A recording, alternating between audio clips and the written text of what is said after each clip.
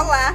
A cada edição, o Prêmio Arte na Escola Cidadã traz um grande nome do mundo das artes para comentar sobre os vencedores do ano. É um momento muito especial de fazer um balanço geral dos projetos do ensino infantil à educação de jovens e adultos, buscando elos de ligação entre eles e destacando elementos relevantes das propostas pedagógicas. Dessa vez, a pessoa escolhida para essa tarefa foi a artista plástica Rosana Paulino, que é doutora em artes visuais pela Escola de Comunicação e Artes da Universidade de São Paulo e já expôs suas obras em grandes museus e galerias do Brasil e do mundo. Além disso, esse ano, Rosana Paulino foi a artista homenageada do prêmio, com sua obra Parede da Memória. E o mais legal é que nós tivemos a honra de conversar com ela.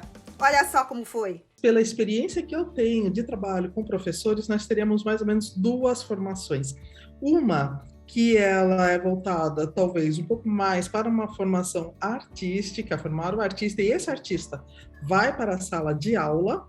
É uma formação que ela incentiva um pouco mais a criatividade, a pesquisa, a curiosidade, que é um dado extremamente importante para quem lida com arte, e uma que talvez eu apontasse como mais técnica, que ela dá os fundamentos da arte, dá os fundamentos da educação, mas ela transforma muitas vezes o professor de arte num executor de propostas. Quando eu trabalhei nos polos do projeto, eu tentei principalmente duas coisas: estimular a criatividade, estimular a atenção, e uma terceira que seria como aplicar isso.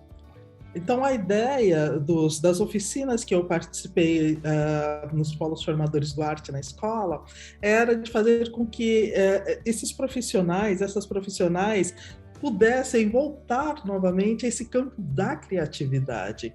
Esses desafios que a pandemia trouxe, né, e continua trazendo até agora, vai cair naquela questão da curiosidade do testar e do fazer, que é imprescindível para qualquer professor, para qualquer professora de artes. A arte é feita de tentativas e erros. Quando a gente começa um projeto de arte, a gente sabe onde a gente quer chegar, mas a gente não sabe exatamente o percurso.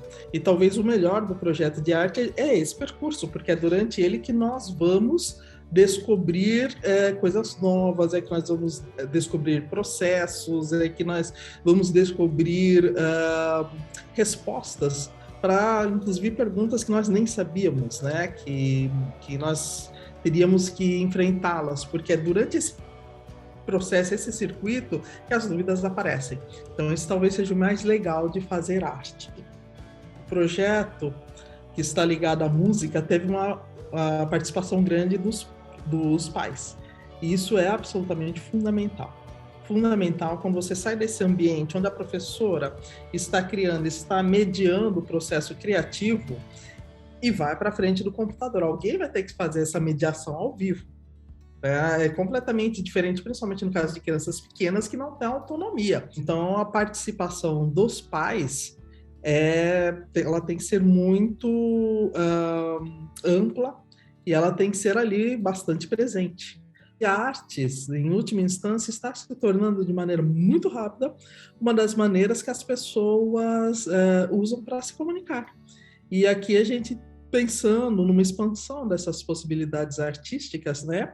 E saindo daquele nicho muito antigo de achar que a arte é aquilo que está no museu. Então, a arte, se não está no museu, se não está no centro cultural, não é arte.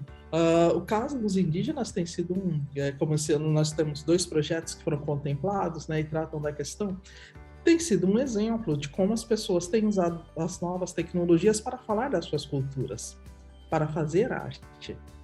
Esses projetos, pelo que eu tenho acompanhado o Arte na Escola, e já não é de hoje que eu acompanho, eles são a vida dos professores, né? São projetos que muitas vezes os professores levam anos para chegar nesse resultado. Eu acho que qualquer, seja um prêmio, uma atenção especial, um treinamento que um professor receba em relação à área de artes é extremamente importante. Primeiro, por lidar especificamente com a questão das artes. Nós ainda estamos num tipo de educação que é muito mais voltada a um treinamento, vamos dizer assim, do que a criticidade e raciocínio.